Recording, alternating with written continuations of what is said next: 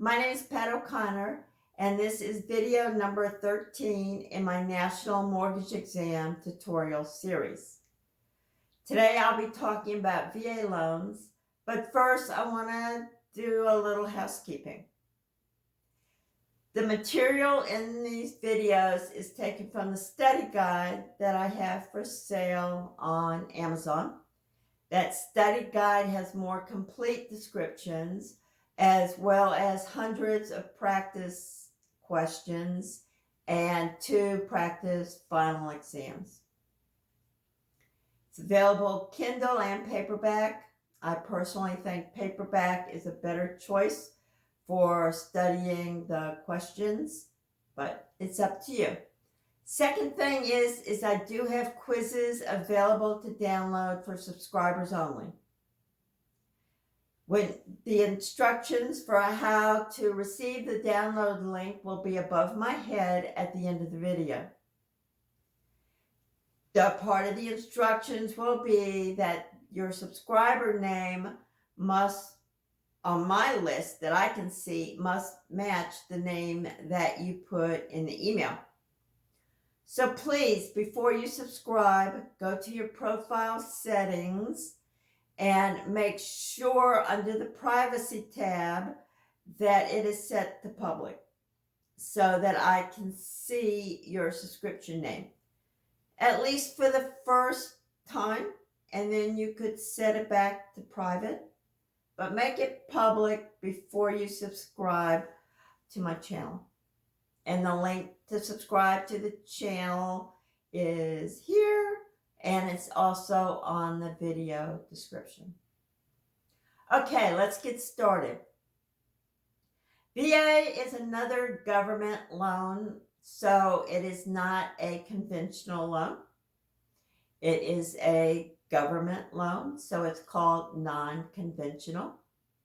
The VA itself, Veterans Administration, does not fund a lot of these loans. It's usually lenders that fund them, but the VA partially guarantees these loans. If the lender loses money on the deal, the VA will reimburse them up to roughly 25% of the sale price. There's a restriction on that we'll talk about later. In general, these are 100% financing with no down payment. They have, very lenient underwriting terms compared to conventional loans, and they have competitive interest rates.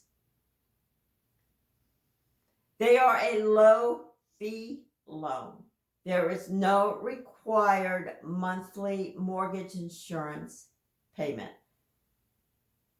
There is, however, a one-time funding fee charge at closing that you can add to the loan balance and pay it off the way you would the loan, over 30 years.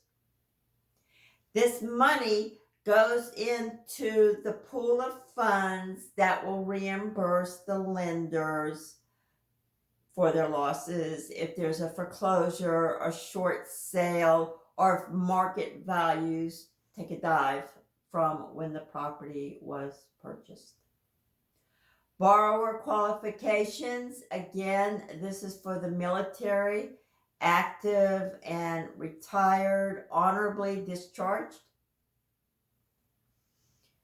And specifically active 90 consecutive days during wartime, 181 consecutive days during peacetime, or the National Guard or Reserves for a minimum of 6 years. If you are the spouse of a serviceman who died in the line of duty, or who was disabled in the line of duty and died from those injuries, you can most likely qualify for a VA loan. The VA standards are very lenient. They don't set minimum credit score. They don't set minimum income or debt to income ratios. However, individual lenders may. So all of you out there who are listening to this are loan originator wannabes. So you'll see when you sign up with a company what their VA guidelines are, and they may be different from your friend who went to work for another company. You also need a valid certificate of eligibility, also called a COE. And what this is, it's issued by the government. They can get it online. It's easy to request. If not, they write a letter, and on the VA website, it tells them where to send that letter or email. And it shows the minimum amount of money that the VA will reimburse a lender. And it's quite low because it was based back years ago when the average home purchase sale was $144,000 throughout the country.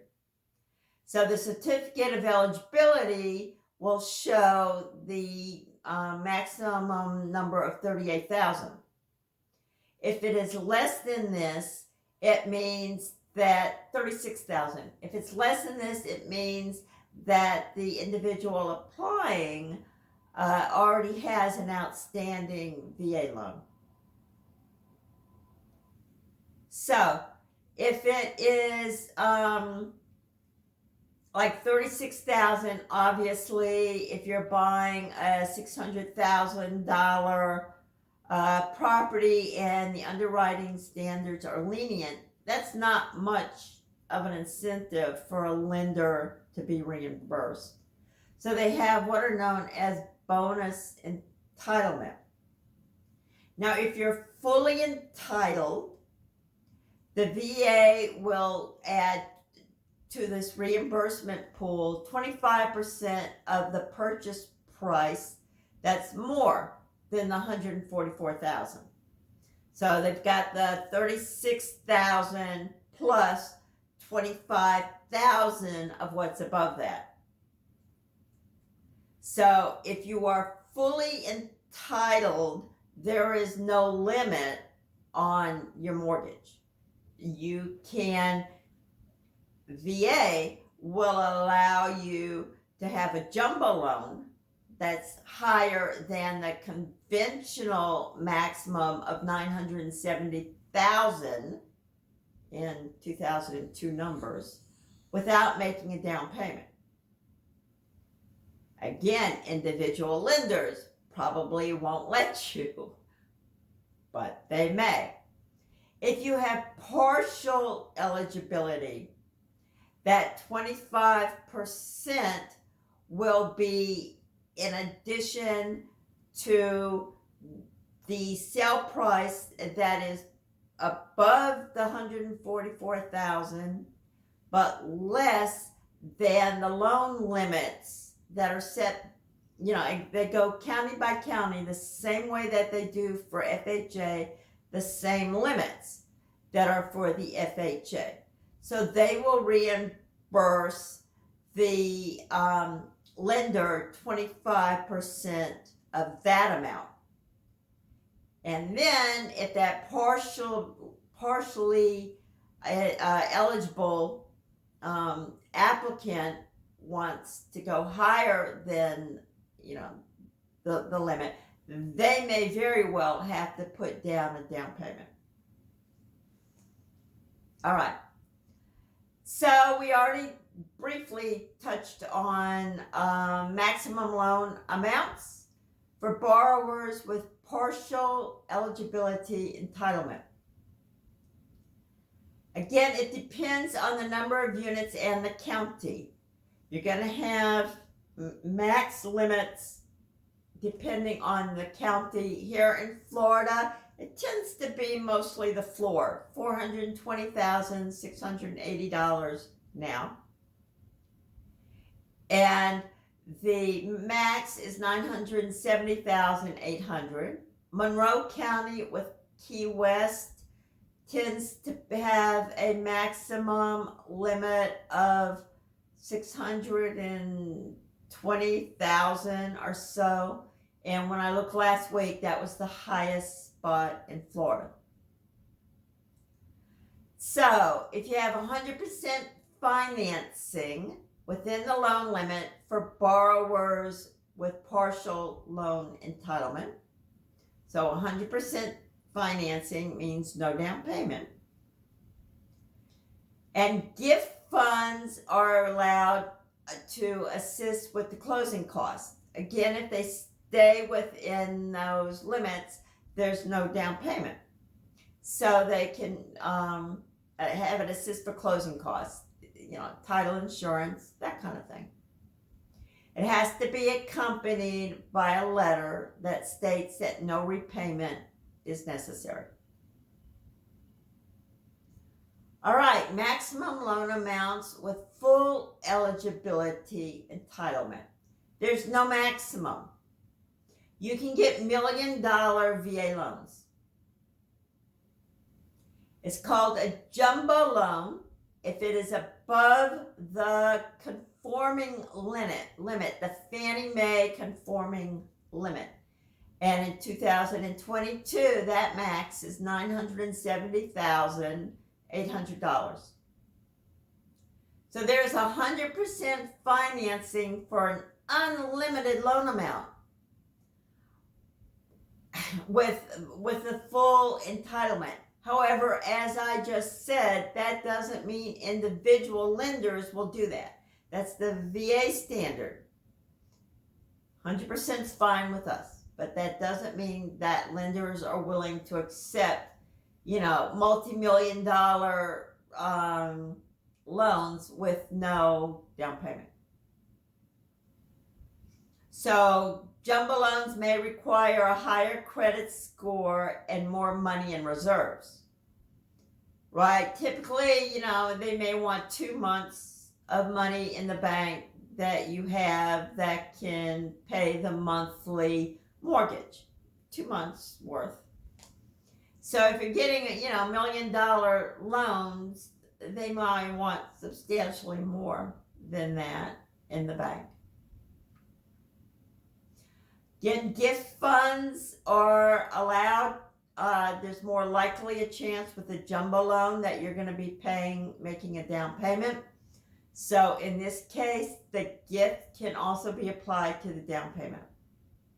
And you need the donor letter. Seller concessions. These are parts of your closing costs that the seller agrees to pay.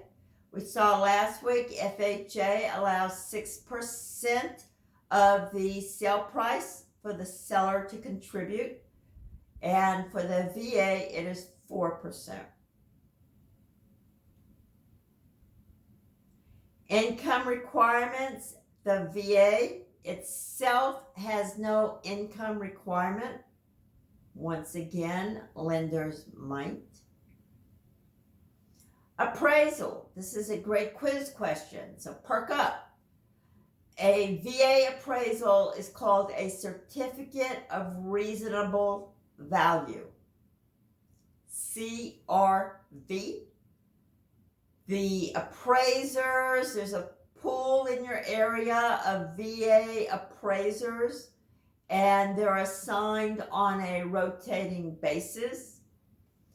So if you think your appraisal came in low and you tell the loan originator, I would like to pay for another appraiser, another lender, another appraiser, chances are you may get the same one, depending on how extensive that pool of VA approved appraisers is in your area. So you might not want to do that because you're not going to know ahead of time. You'll know after you've paid for the appraisal. All right, income requirements. VA has no requirements. The lender may. Loan features. Maximum loan term of 30 years. You have both fixed rate and adjustable rate mortgages. It's assumable by qualified buyers. And there is a 4% late fee. And that about sums it up. They are very good loans for people associated with the military.